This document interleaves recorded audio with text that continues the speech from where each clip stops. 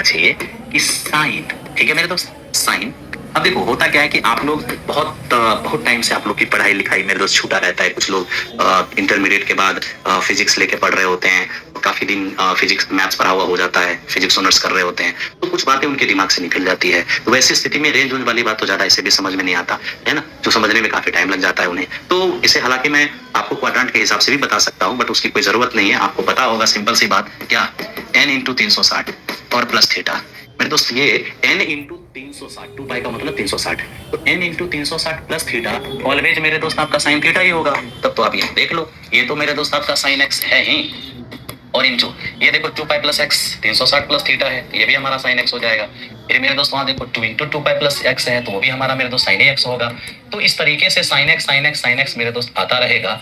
और कितनी बार आएगा, तो देखो ये n तक टर्म है, तो मेरे दोस्त ये n बार आएगा। और किसी चीज को n बार लिख के मल्टीप्लाई कर दोगे तो सिंपल सी बात है कि उसकी पावर n हो जाएगी, यानी sine to the power nx।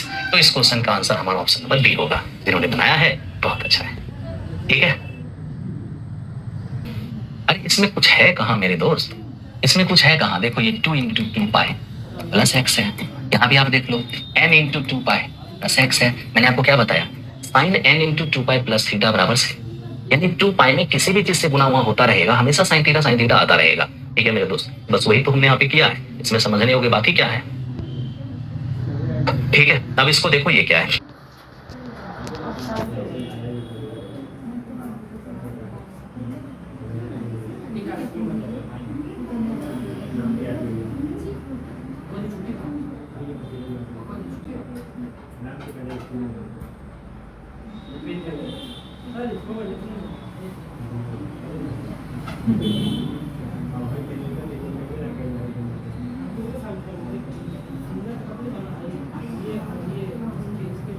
पता करना है क्या है टर्म होगा, तो उसके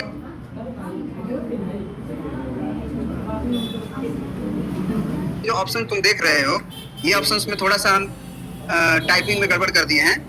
हिंदी वाले से मिला सकते हो, हिंदी वाला में यहाँ पावर में n है, तो बच्चा क्या करता है, तुरंत पावर को देखता है और कहता है कि यही आंसर होगा, क्योंकि सब गुना हो रहा है। जबकि भयंकर गलती क्या होती है कि इसका ऑप्शन है नॉन ऑफ दीज, उपयुक्त में से कोई नहीं, है ना। जल्दी जल्दी में गड़बड़ी हो जाती है। तो क्यों गड़बड़ी हो रही है उसको देखो। ये पहले एक टर्म है, इसको T1 बोलोगे, यहाँ 2 टर्म है, यहाँ तक 3 टर्म है, तो यहाँ तक हमको पता करना है क्या टर्म होगा।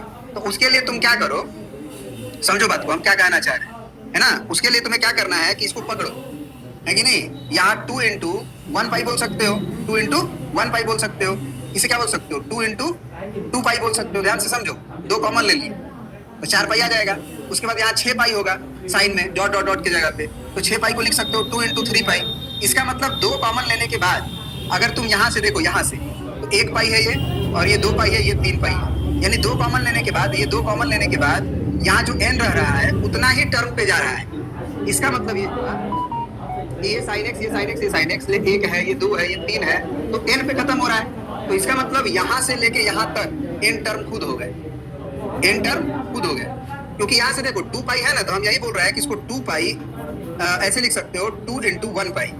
अगला तुम्हारा क्या है, 4 पाई है, 4 पाई प्लस एक्स है, तो 4 पाई को क्या लिख सकते हो, 2 इंटू 2 पाई प्लस एक्स।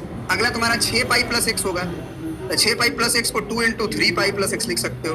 तो हमारा यही कहने का मतलब है कि यहाँ पे तुम पकड़ो कि 3 है, यानी कि 6 पाई है तो 3 पाई पे खत्म हुआ है, यानी 2 कॉमन लेने के बाद जो है उसी पे खत्म हुआ है। तो इसीलिए ये 2 कॉमन लोगे तो n पाई पे खत्म हुआ है, तो यहाँ से यहाँ तक खुद जो है वो n टर्म है, और एक साइन भी तो है, तो इसका मतलब साइन का power n plus 1 into x होगा, समझे। तो साइन का power n plus 1 into x कहाँ दिया हुआ है, इसीलिए इस क्वेश्चन का आंसर मेरे भाई डी ऑप्शन है, नन ऑफ दीज, ठीक है ना। आई होप कि ये तुम समझ में आया होगा।